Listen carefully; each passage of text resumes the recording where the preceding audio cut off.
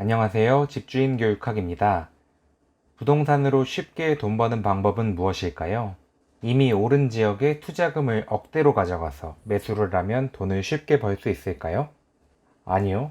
분명 떨어지면 어쩌지? 내가 상투를 잡은 건 아닐까? 노심초사하게 되고 조금 올라서 잠깐 안심하다가도 내가 2년은 가지고 있어야 되는데 안 그럼 세금으로 다 뜯기는데 2년 뒤에 팔려고 보니까 떨어져 있으면 어떡하지? 하고 또 고민을 하게 되죠. 이건 절대 쉽게 돈 버는 건 아닐 겁니다. 이렇게 마음고생 한번 해보면 부동산 시세 차익 불로소득이다 이렇게 절대 생각 안 하게 됩니다. 그래서 부동산으로 쉽게 돈 버는 방법이 뭐냐고요? 이미 오른 지역에 몰려가기보다 오를 지역을 선점하는 겁니다. 다른 지역과 비교해서 덜 오른 지역은 투자금도 이미 많이 오른 지역에 비해서 적게 들어갈 거고요. 투자금이 적으면 마음고생도 그만큼 덜 할 수 있습니다.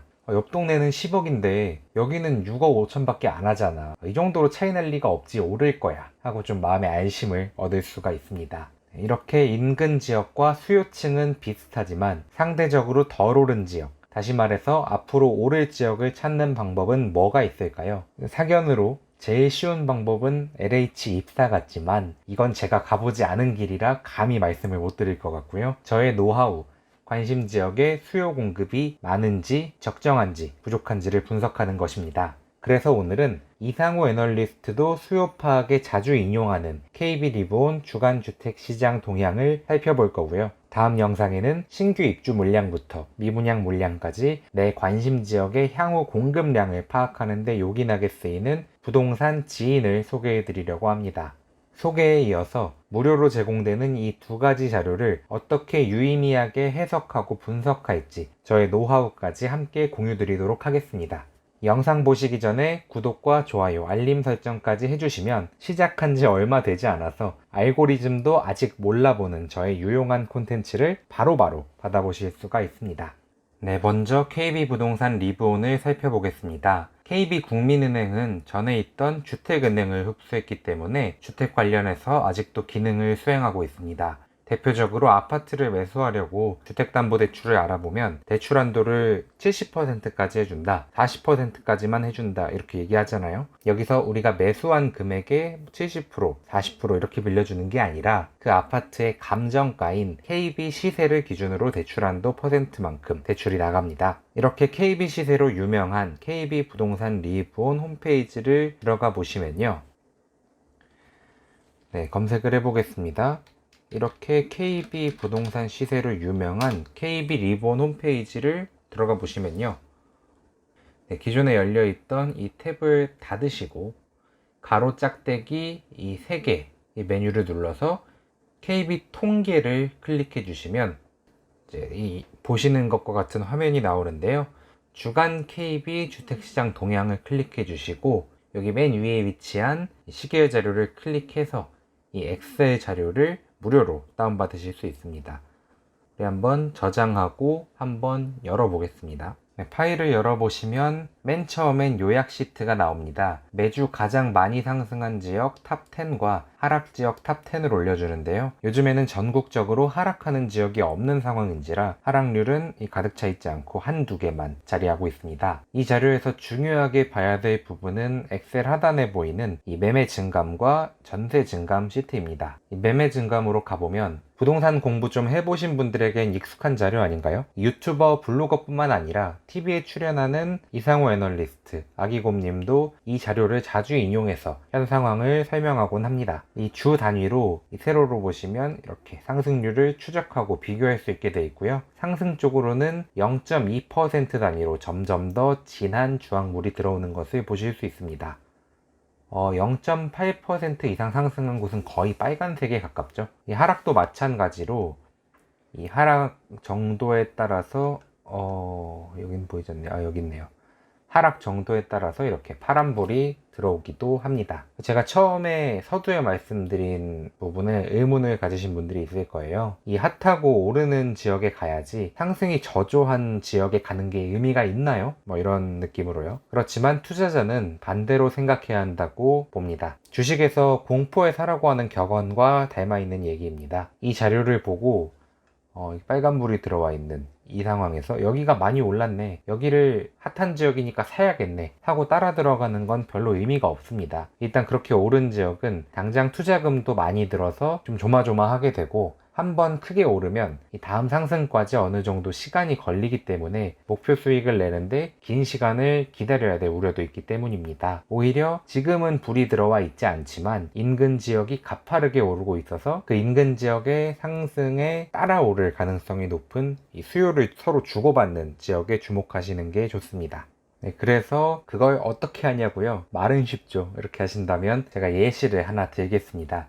네, 자료 편집을 살짝 했는데요. 딱 봐야 되는 지역 빼고는 숨기기 처리를 했습니다. 이번에 말씀드릴 지역은 부평구인데요. 작년 10월쯤에 집을 사고 싶다고 조언을 구하던 친구 2명한테 그 부평구에 위치한 신축 아파트 분양권 매수를 추천했습니다. 그 당시 2020년도 10월 당시에 부평구는 그 새빨갛게 타오르던 이 서울과 인근 경기도에 비해 상승률도 저조했고, 인천 오르면 끝물이다 라는 얘기도 시장에서 어느 정도 먹히던 시기였습니다. 오죽하면 제가 그 동네 부동산에 가서 사장님께 여쭤봐도 아니 GTX-B 부평역 개통하면 모를까, 이미 많이 올랐어 하고 오히려 매수자를 걱정하던 지역이었고요. 그렇지만 저는 그 당시를 기준으로 얼마 전에 통과된 임대차 3법으로 전세가 부족해질 걸 알고 있었고, 서울에서 밀려나는 수요가 많을 것으로 내다보고 있었습니다. 그래서 여의도, 구로, 가산 등에 직장을 두고 있는 서쪽으로 밀려날 수밖에 없는 사람들이 먼저 여기 있는 부천을 알아볼 것이고, 부천마저 상승하면 그거보다 하나 더 가는 이 부평구와 계양구를 찾아볼 수밖에 없을 거라고 봤죠. 그리고 이 10월쯤이 딱 부천에 매주 불이 들어오면서 궤도를 타고 있는 시점이었습니다.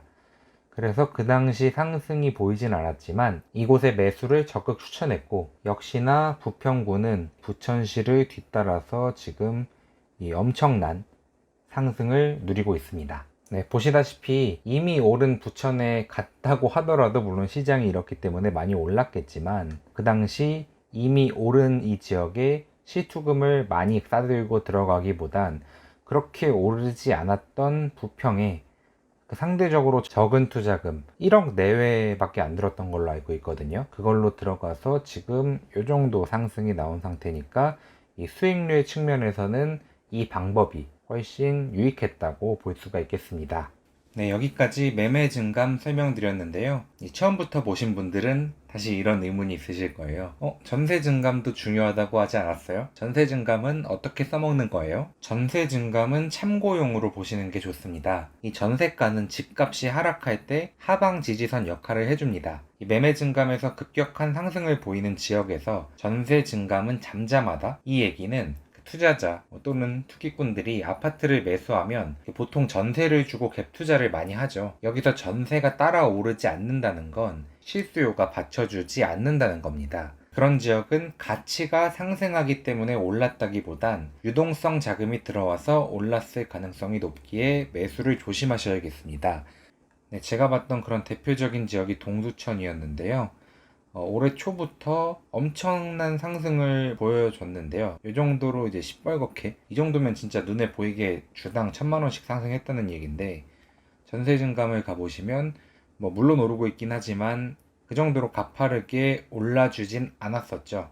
아무래도 유동성 자금으로 움직이는 시장이기 때문에 지금부터 이제 새로 투자를 들어가기에는 좀 조심하시라는 말씀을 드리고 싶습니다. 이와는 반대되는 곳도 있죠. 사람들이 걱정을 하지만 전세 수요가 받쳐주면 이 지역은 가치가 여전히 있는 지역이다 라고 보고 투자를 할 수가 있는데요. 작년에 수도권의 유일한 비조정 지역으로 김포하고 파주가 크게 올랐었는데요.